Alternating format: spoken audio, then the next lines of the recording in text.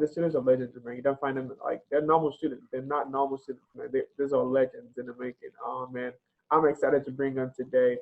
This man, he was the former president of UMKC SGA, and he has since, the Black Lives Matter movement. He's been the forefront of it, man. Being part of the community. He's an awesome dude. I also was in an education summit with him. We worked together on that, and he's just awesome, man. Make welcome the one and only, the legendary Justice Horn. What's up, my man? Looking professional. I see you. I see you looking professional. No one told me I should have brought my tie and my student jacket and all that. But I'm excited to have you, man. How you doing? Good morning. How you doing? Good. No, thank you for having me. I really appreciate it. Awesome, awesome. Now, appreciate all the kind words and the hype up. I no, that's just. I'm just an average person. That's all I could remember right now. But your resume is incredible. Now, bringing on the next guest. She's exquisite. She is talented, smart. She is the host of the U News, the director. She knows how to get the work done. I'm excited to have you here today. Make welcome, Mrs. Abbey. Miss Abbey, where you at? I'm right here. Thank you for the intro. The energy. Man, welcome, guys. How you doing this morning, Abbey?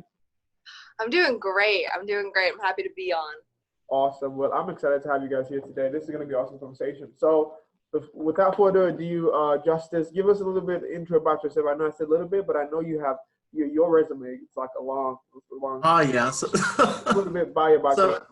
Yeah, no, I really appreciate it, and so as stated before, I want to thank you for introducing me. But so kind of here locally, I grew up in the area here in Blue Springs, Missouri. It's about 20 minutes east of Kansas City. Grew up in the rural parts in Green Valley, and then moved to Blue Springs in the suburbs, and then competed in college in West Virginia and South Dakota for wrestling, and then would come back here and go to school at UMKC, and then run for student body president, and then after that, losing a close election there, just kind of doing a lot of community work, and then now working on the Biden campaign. But other than that, it's in working with the Black Lives Matter movement and being one of many people adding to the change here in Kansas City. It's really a movement that supersedes any one organization, any one person. I'm not the only one on the forefront. There are a lot of people out there doing the work, and how we're getting this change done is because everyone's in it. Yeah, man, that's awesome. Yeah, that election was really close. Man, I was like, dang. I think it was 1 point. Yeah. One vote.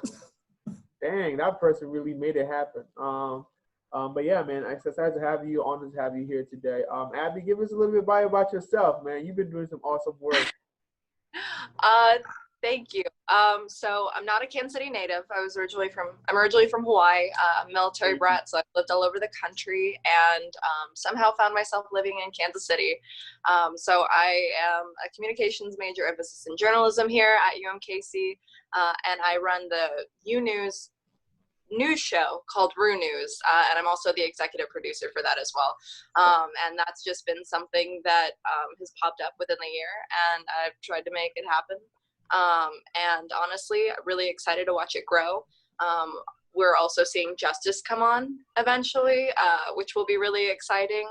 And yeah, so that's a little bit about me. Awesome.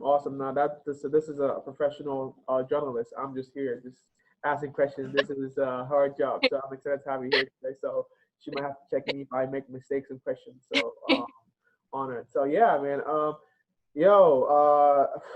2020, man, it's been an interesting year so far. Let's kind of talk about just a little bit about being students in the COVID, man, just the pandemic, and how has that affected your life? Justice, how you been doing with the COVID and everything?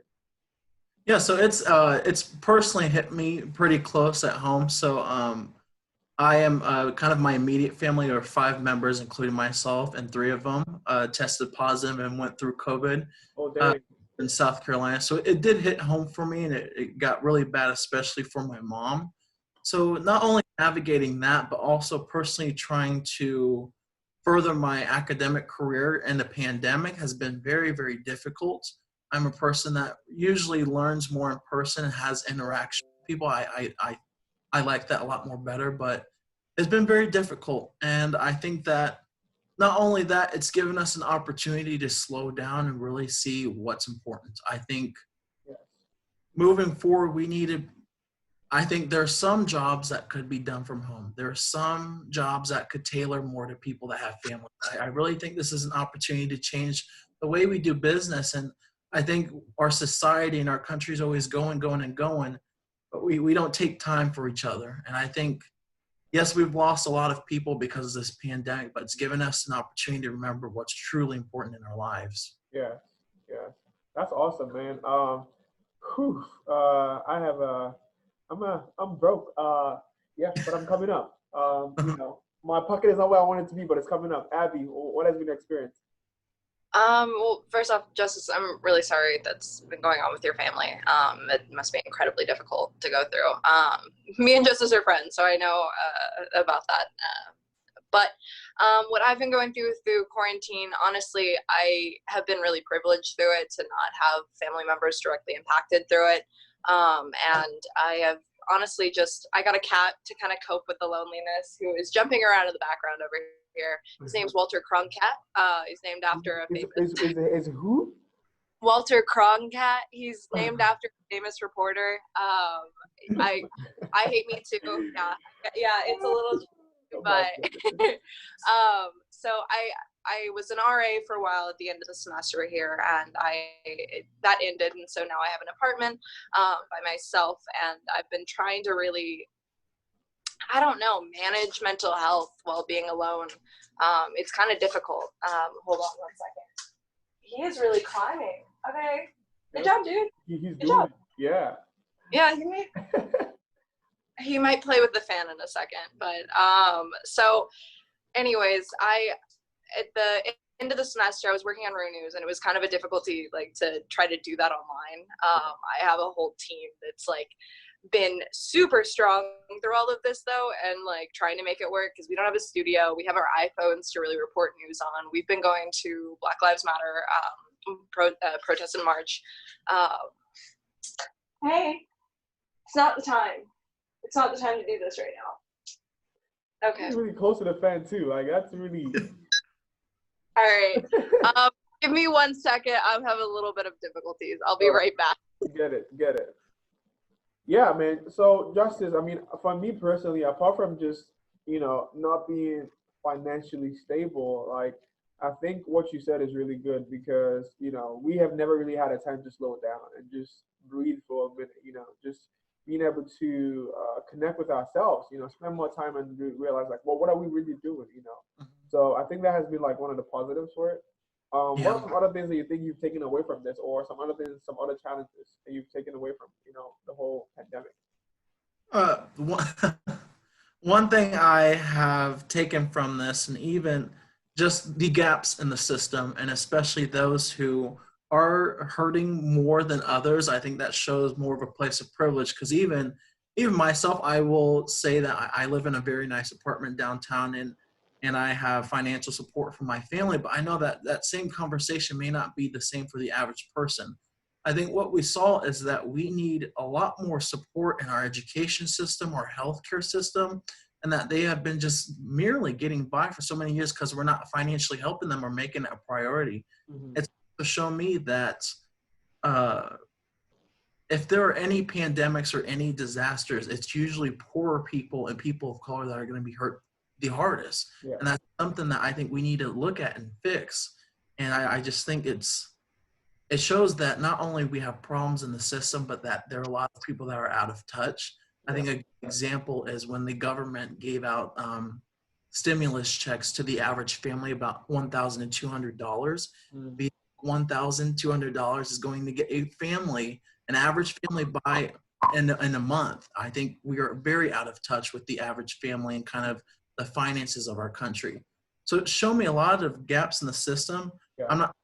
And we're really where we need to work. We need to finance education. We need to better finance healthcare workers, and we need to support our frontline workers. We need to support them with safety masks and really seeing them as people. I think we've gone by too long with seeing them just as they're just part of the system. They don't even, when their lives behind that, their families behind that, they're getting their kids to school. I think, like I said before, it's given us time to slow down and really see the humanity and really what's going on. I think and I appreciate it. I know that we've lost a lot of people, but I really appreciate it. And it took this for our country to finally slow down and see each other and really care about each other. Yeah, I think it's Abby, do you have something to add to that? I really point that you made about like we really need to, in my words, check our privilege that we have. Like right now, I'm in an apartment. I'm on the plaza. I am doing fairly well. There's people who are far worse right now. I could sit here and complain that I can't go out and do things, but at the end of the day, I'm healthy and I'm safe, and that's what matters. And again, we do need to be putting the focus on healthcare workers and like staying in. That's been a big thing through all this. And when you check your privilege, you have to remember, yeah, maybe I can't go outside right now, but whose lives are at risk? So we need to like focus on really taking care of others like now. Yeah, I mean, I think this is a really important subject because I think like when this COVID started, no one really thought about people who live in impoverished neighborhoods, people who live in like an urban core who have no other jobs but to actually be physical at their workplace. Some people have options of doing virtual, but some people do not. People who work as cleaners, people who work at restaurants and all that, like you can't serve someone food virtually, unless you are online through an artist. But it's like those people are the ones who are affected directly. Those people are the ones who have the higher numbers because they have to be, at work. So I think, the society, the government has to do more in helping people who are in this neighborhoods, people who are in this positions. Because me, like we have said, like I live in an apartment in Prairie Village, Kansas, but I can't say the same as someone who lives, on Trues, who's like have to make contact with people. So it's like, what can we do to help people in those positions? And something just a whole different thing too. Just as you mentioned that you live in an apartment downtown, which to me is a bit funny because I always imagine you living in like the government house because you do a lot of things with the government. I'm like, you have to have an apartment in the government house. You always be, active like that. So I just had to point that out. That's a whole different thing. But I just had to point out when he said, I was like, wait a minute. I never knew you live in the downtown. I was like, but yeah. So I think another thing too with just the pandemic that I've been able to see is that a lot of people who have pre-existing conditions and all that has been the ones who have been really affected a lot. Now, what do you guys think about next semester? Where do you guys see? Are we gonna open? What's your thoughts? Unfortunately, yeah, we are. Due to like the current administration threatening to like get rid of international students if we don't have in classes. So colleges across the nation right now are trying to figure out a way to have in-person classes because if international students are only taking online classes, they risk the threat of being deported back home. Mm-hmm. So we have to have in-person classes. Yes. It's not fair at all. Yeah, and I think everything correlates. And even, I mean, our education system and even UMKC, how it's been operating, we're not a university that has a lot of money. So I think with us even opening, and it's not only threatening the safety of students, but I understand why we need to do it. And it's because it's in reaction of the current administration and their targeting of international students. I mean, just seeking out higher education, seeking out an academic career, that they should not be threatened or targeted because of that. And I think that's why it's so important that elections matter. And I will correlate that. That's why I'm working on the Biden campaign, because there's so many things we're in reaction to. We're always moving. And even, I mean, this could go with the international stunt. This could go with Title IX rollbacks. Like it's so on and so forth. Things, and even in funding for our university on the state and federal level has been kicked back as well. It's like, I think elections are so important, and that's why that's really what I'm working for, because I'm tired of the just corruption and then not seeing people as people. Yeah. And based on that, you guys probably know where I stand on the political spectrum. Yeah, I mean, honestly, it's awesome that you guys brought that up because, like, when I saw that news, I'm an international student. Like, international in the U.S. are like hardworking people, like 100%. Like, we devote our time to making sure that the economy is moving, even though we get to pay the highest tuition, but we still work hard. So, like, when I Yeah, saw, pay the highest tuition, looking at especially in the engineering, our yeah, engineering unit, 70% of them are international students. Like, and they have probably the biggest group of the highest GPA in the School of Business. Like all of our professional academic units, international students are thriving there.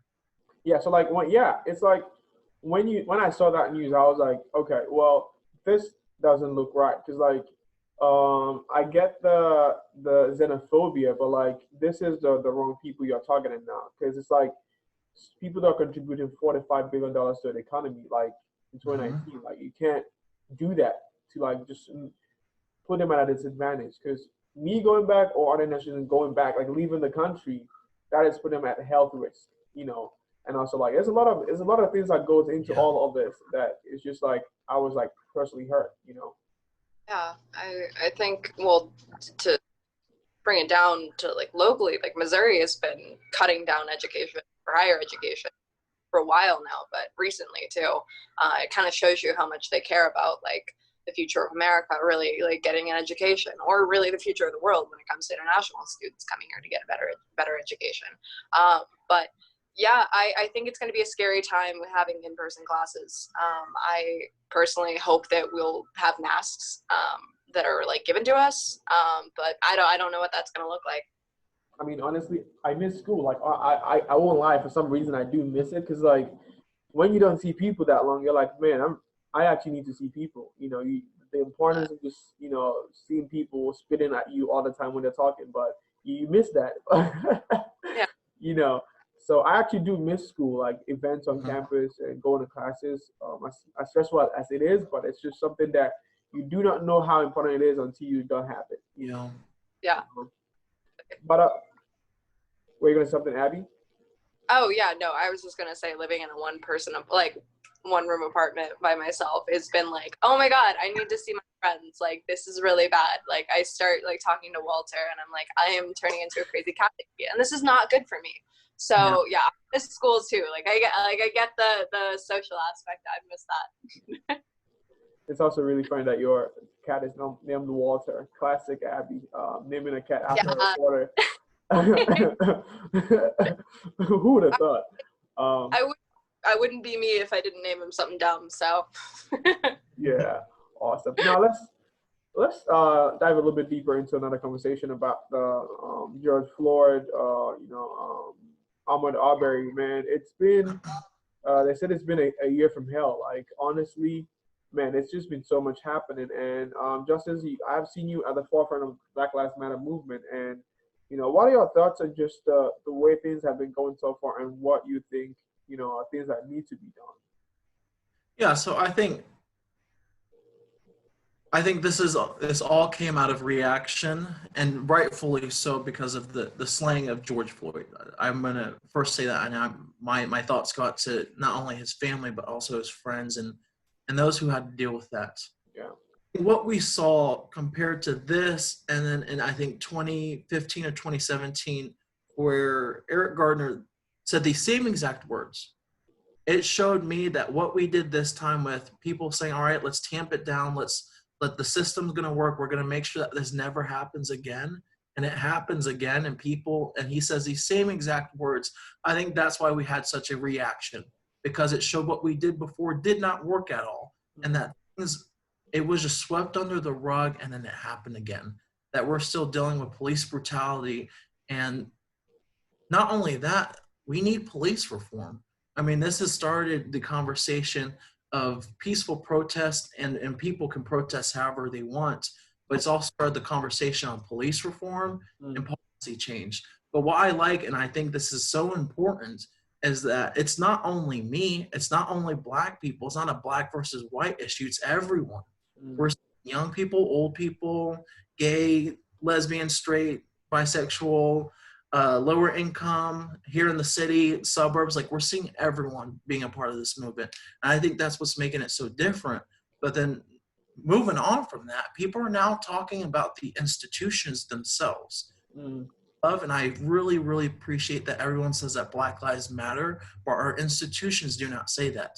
That is discrimination in housing, education, economic mobility, transportation, internet access, healthcare resources, and even here in Kansas City locally, you have a different life expectancy based on which side of truce you live on. Yeah. That's data from the health department. Sure. Those are disparities in low income and black and brown areas. And I think everything is on the table right now when we talk about changing disparities in that, and even something as simple as changing the J.C. Nichols Fountain Parkway. Every form, if it's big or small, needs to go. We should no longer try to glorify racist policies or racist institutions. What do you think, Abby? Because I think you mentioned that you've been to Black Lives Matter, through Rue News. Yeah, we've been trying to report on the protest and be there. And I want to be there in solidarity and be a good ally in general. Like, this is not my fight, but I maybe can't fully understand the experience that like Black people go through in the United States, but I want to be there as an ally to really push that voice. And I'm really proud of people in Kansas City and the people who live here who have really rallied during these protests. I live on the plaza, so I've seen the bulk of the protests. At first, to me, obviously, I'm white. It came out of nowhere. It's not something that I've ever had to deal with. Yeah. And then the more I realized, I was like, yeah, no, this needs to happen. But watching the protest happen on the plaza, I've been extremely proud of everyone who's been out there. There's like small groups of people who still go out there every now and then. But I really want to see the momentum build back up and see more protests out there by the fountain. But Rue News is going to continue to kind of report on the marches, etc., and kind of just be there. Kind of as an ally too. There's only one right answer to this. There's not like both sides to this. There's one answer to this. And as a journalist, I try to be as non-biased as possible, but there's only one right answer here. So. Now I think it's really awesome the way, Black, white, Asian, young, old have been able to be part of this movement. I think it gives it more momentum to say that, this is a problem. It's not just some people or a group of people saying, oh, look at me, look at me, look at this. Now let me ask you this. Let me ask you guys this. What about people out there who are saying that Black Lives Matter is a hoax? There is no white supremacy. There is no racism. That is just all the media portraying something that is not there. What do you want to say to those people? What are some things that you want to put out there that would say, okay, this is something you should be looking at? Well, I first want to say, God bless you. But, but no, secondly, I would say you need to come at anything and everything with an open mind and an open heart. I mean, this is something, even with the whole conversation on even touching the KCPD's budget or even the conversation around reparations, I think you first have to come into it with an open mind and an open heart and being willing to educate yourself. Because when you educate yourself and really see all the problems and disparities we still have, then you are more open-minded to welcome new ideas like that. I know when I first got in this movement, I was not pro touching the KCPD's budget at all and reallocating it or doing anything to it and or reparations. But then when I got out of my box, I mean, going to UMKC, living downtown, I mean, growing up in the suburbs, having my parents worked me out of government housing and out of, I mean, the black and brown areas of Kansas City.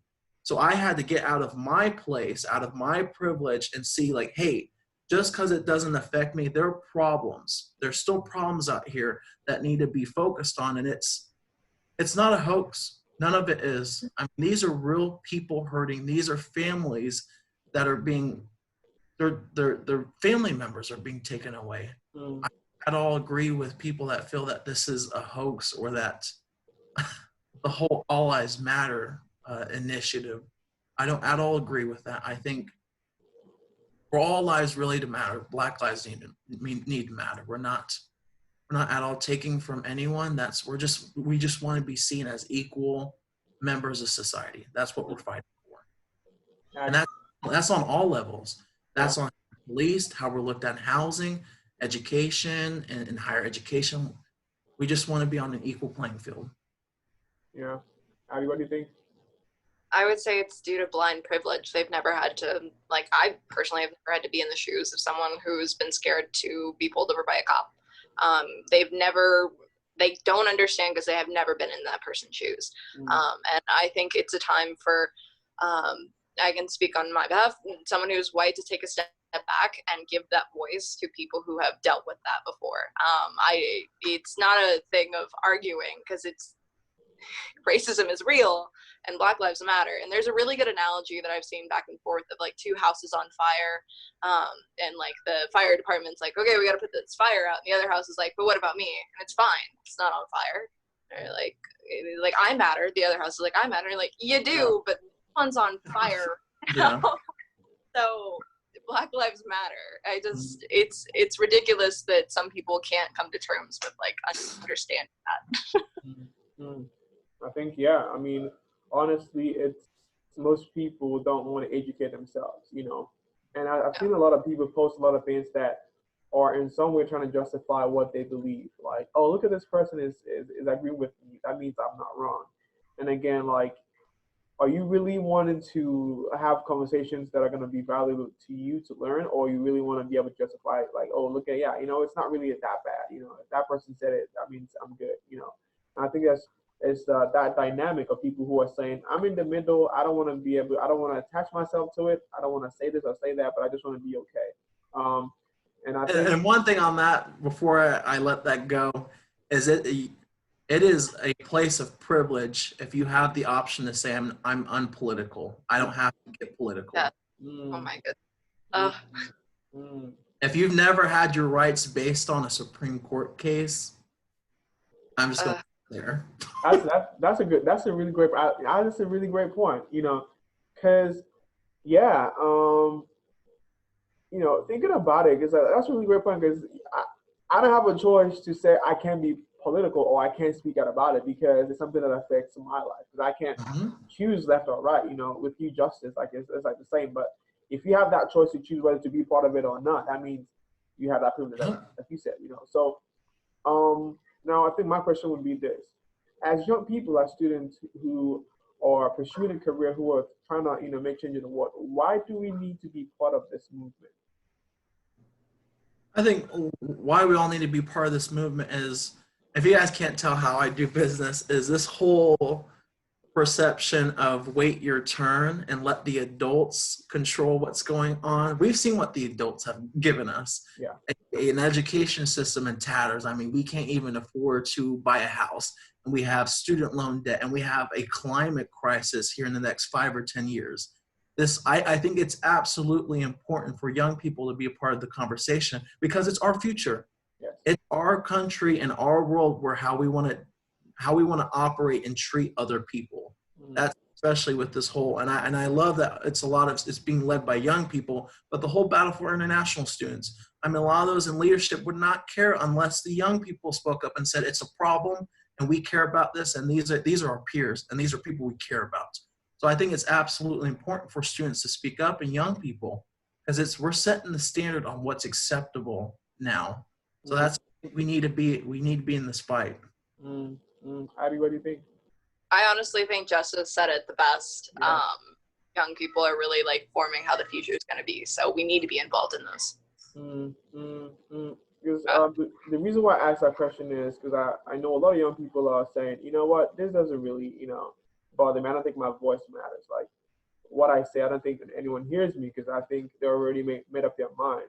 And, with what you're saying, like if we don't have, someone like you, Justice, standing out and, standing by the mayor and saying like, yo, we are against this, and having you, Abby, being at those, protests, being able to say that, yo, we are going to report this and see this is what is actually happening. Because I think another thing about social media has been able to expose things that we would normally not see.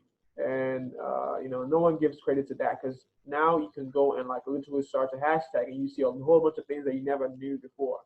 So I think social media has been good in taking the power out of just the TV, the news stations to the people. It's power to the people and be able to go ahead. You want something on that. I absolutely love how like I guess we all are technically like Gen Z cusp millennials, but I love how we've been using social media as like, okay, so I've been obsessed with TikTok. I absolutely love it. And I just, to see like the amount of movement, I think, or notoriety the Black Lives Matter movement has gotten on there as well. I thought that was amazing. Like they're like promoting Black creators, etc. And, but just honestly, there was an example of, like people our age getting tickets to a Trump rally, so it was empty. It's just, it kind of shows the power that we really do have utilizing that through social. I think that's great. Oh man, me and my roommate, we were talking about that. He was like, he was dying. He was on the floor. He couldn't believe it. I was like, yep. Yeah, that's a power that we have. And man, I am just happy and excited to be in this time that we are in, where we can all sit down and have a dialogue and not just hide our views and show what we really believe. Because I think in this time, I've come to know who is for me and who is not for me. Because I can see. If you can take time to post a picture of you having a suntan and you can't post something that really makes change, I know where you are at. Like, I really know where you're at. Like, and that's the thing that I've been able to understand. And now, I don't know if you guys are religious at all, but that's something that I've been critical about religious organizations that have been saying, we don't want to be political. We just want to, pray for you guys and watch you guys die out there. And that's something I think shouldn't stand. No, and I'm very, very religious. I think religion, and if you really believe in what you preach and what you read, I'll be very honest. All of my decisions and in my kind of how I operate come from my faith. What's morally just and what is right and wrong. It's as simple as that.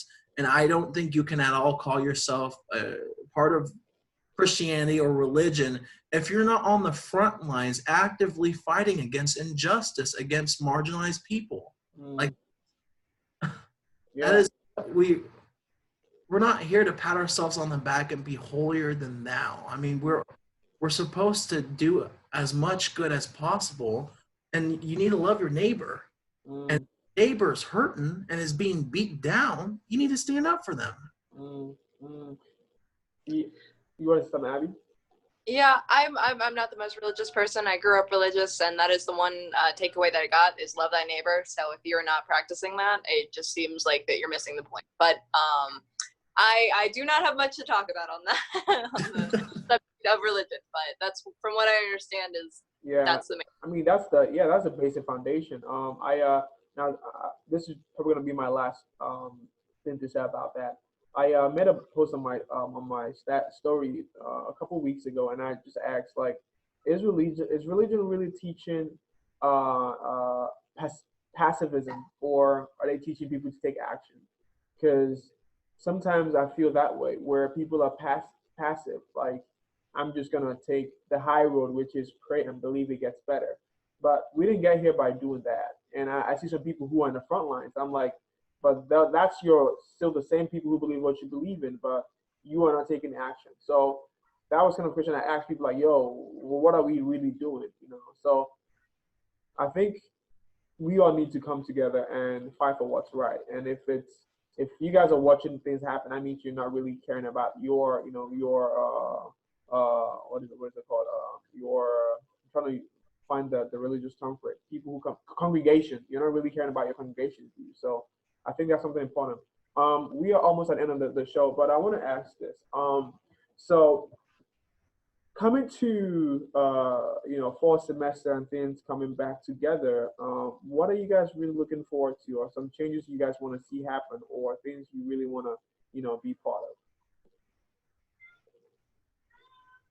Okay. Justice, go ahead. So one thing I hope that comes from this is that just the campus atmosphere and the campus itself is a different campus from what we had before. I think this has given us an opportunity to change our university, and I know that they're in the process of looking ways our university could cut back on some things and slim down. I think this is a good opportunity to look at a lot of our residential life and look at housing. I mean, this is a good time to start talking infrastructure and or landscaping on the university. When there's not a lot of people, I think we need to make sure that everything is better than what people left it.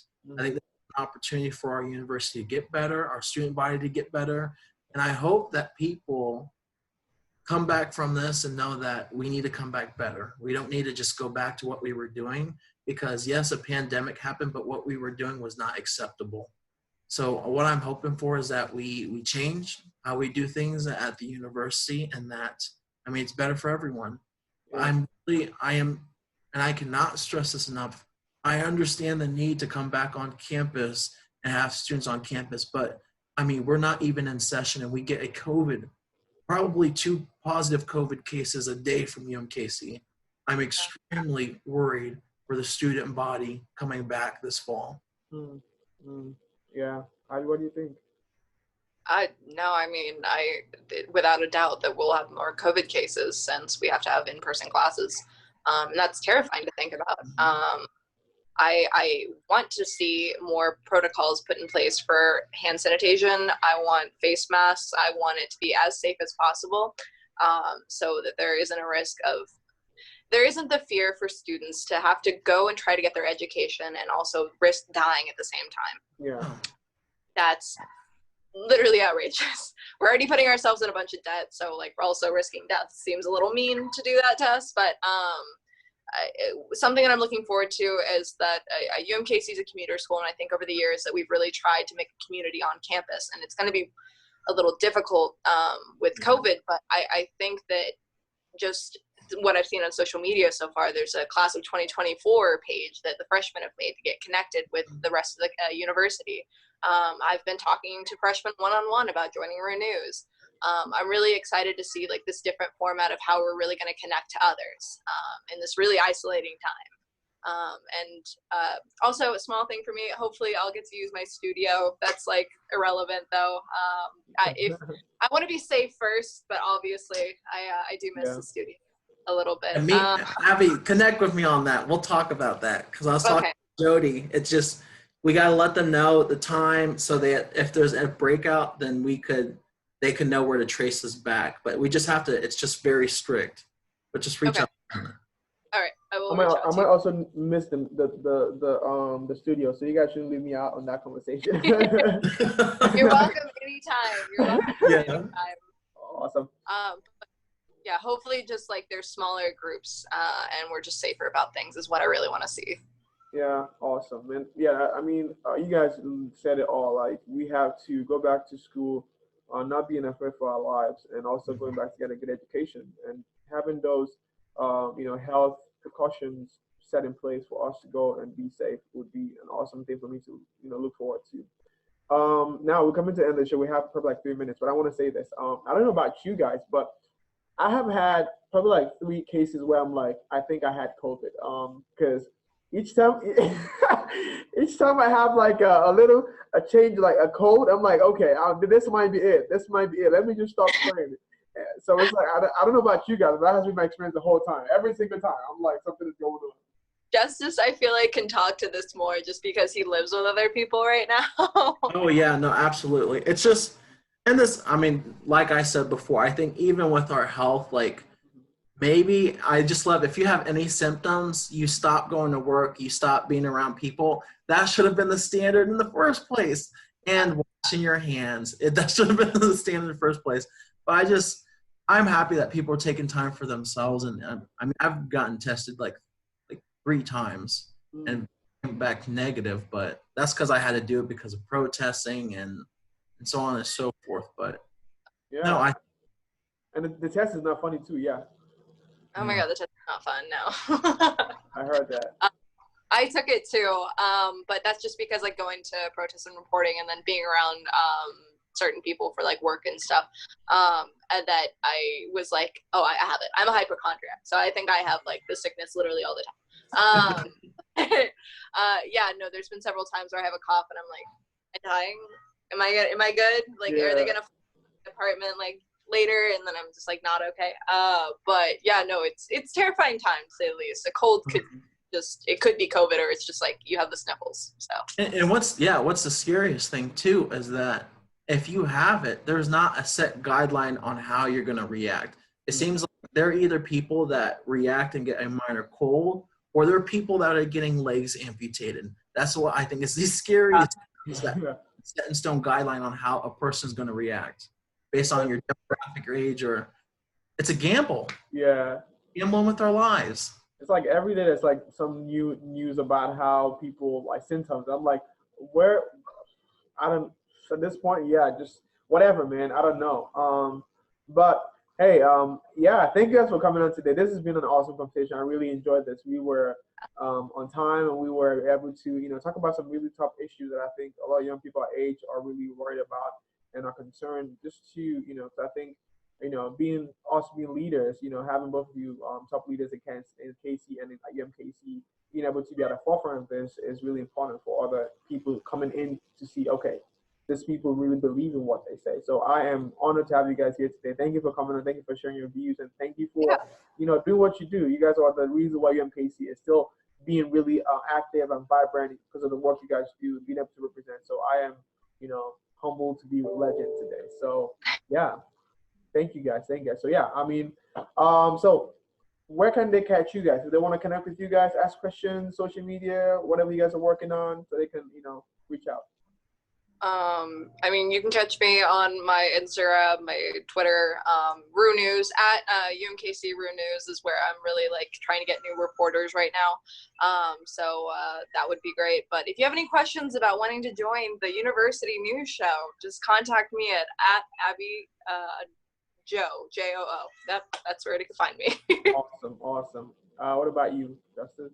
Just any platform, just at Justice Horn, so JUSTICE, Okay. Horn HORN. I promise if you message me, I'll get back to you.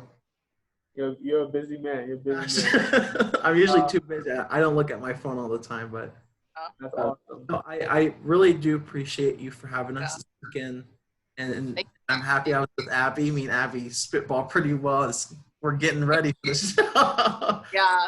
Thank you, Zeke, so much for all you do in uplifting voices and in bringing up stories and really, really empowering people.